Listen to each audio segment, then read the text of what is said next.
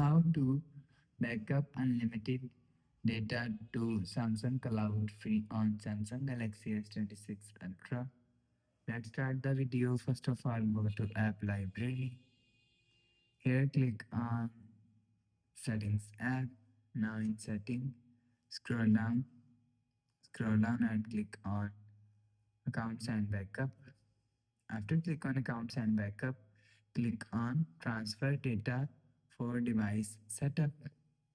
After click on Transfer Data for Device Setup, you will see click on this mid icon. After click on this mid icon, here showing you Backup. Click on Backup, you will see your unlimited data is backup.